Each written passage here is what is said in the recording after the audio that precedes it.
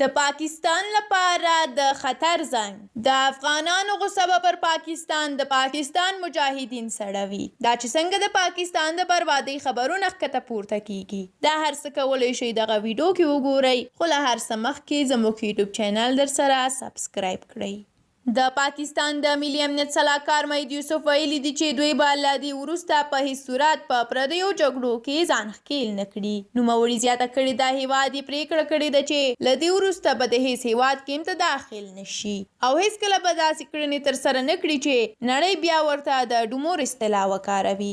ډومور هغه اصطلاح ده چې امریکا او نړیوالې ټولنې پاکستان ته د ترهګرۍ ضد اقداماتو لپاره کارولې ده. یوسف ټینګار کړی دی چې دوی نور د ډومور باب د تل لپاره تړلی دی او نور به چاته د دې اصطلاح د کارولو فرصت ورنه کړي. نوموړی دغه څرګندونې داسې مهال کوي په افغانستان کې تر وروستیو تحولاتو وروسته پاکستان کې هم ګڼ شمېر دیني عالمانو د اوسني پاکستاني رژیم د پرځولو څرګندونې کړي دي. په دې اړه بیا فارن پالیسۍ په تازه خپره کړې مقالې کې ویلي دي چې واک ته د طالبانو تر رسېدو وروسته پاکستان ډېر وارخطا کړی او حکومت په لوړه کچه له سترو تهدیدونو سره مخ شوی دی. فارن پالیسۍ وایي لوی اعترافي ګروپونه د افغانستان وروستي حالات څخه په تقلید په همدې هڅه کې دی چې ژر پاکستاني حکومت نسکور او ځایي رښتینی اسلامي حکومت ونیسي. دا چې د افغانستان د مخکینی حکومت د پرځولو په وخت کې طالبانو سره هر ډول مرسته پاکستان کوله ترڅو د افغانستان حکومت ړنګ کړي. ګڼ شمېر افغانانو په کنایوي ډول پاکستان ته دا خبره رسولې ده. په دې اړه نصیر احمد وایي چې منافق ته خدای جل جلاله ډېر وخت ورکوي، خو کله چې په دام کې ګیر شي بیا یې خلاصېدل د هیڅ چا په وس کې نه وي. انشاءالله د پاکستان منافقت به ضرور رنګ راوړي.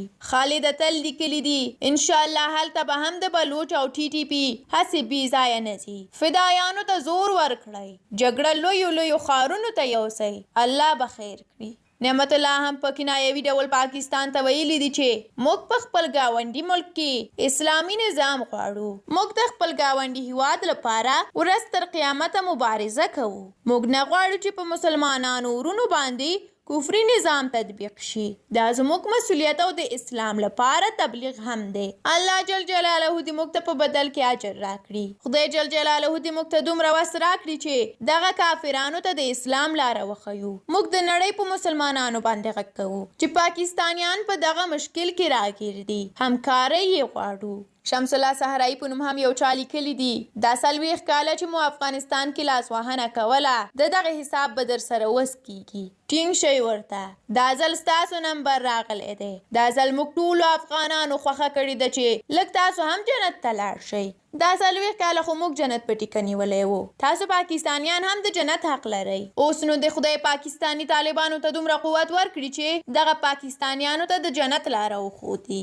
عبدالله هم وایي پاکستان کې د اسلام شریعت نافذولو لپاره قربانۍ ته اړتیا ده. انشاءالله پاکستاني مجاهدین به د خپلو قربانیو په اساس هلته شرعي نظام نافذ کړي. زنده باد مجاهدین.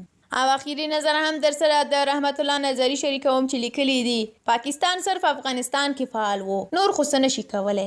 انډیا ته په چپه هم نشي کتلی او چې کتلي هم دي له بنګاله تر کشمیره یې ترې قبضه کړی دی. اوس وخت دی چې هلته سخت دریځه اسلام راشي.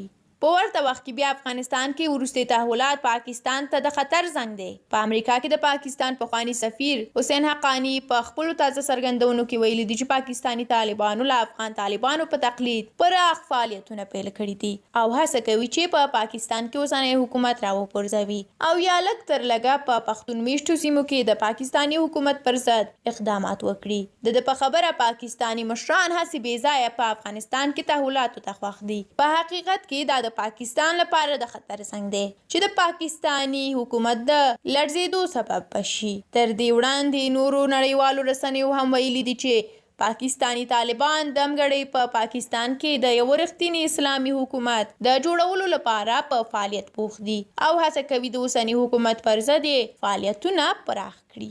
ډیره زیاته مننه چې دغه ویډیو مو تر پایه ولیده. که غواړئ زموږ نورې ویډیوګانې هم وګورئ نو یوټیوب چینل سبسکرایب مو هیر نه کړئ. که مو دغه ویډیو هم خوښه شوي وي نو لایک یې کړئ. تاسو هم خپل نظر، انتقاد، پیشنهاد را سره په کومنټ کې لیکلی شئ. تر بیا او بلې ویډیو ښه وخت ولرئ.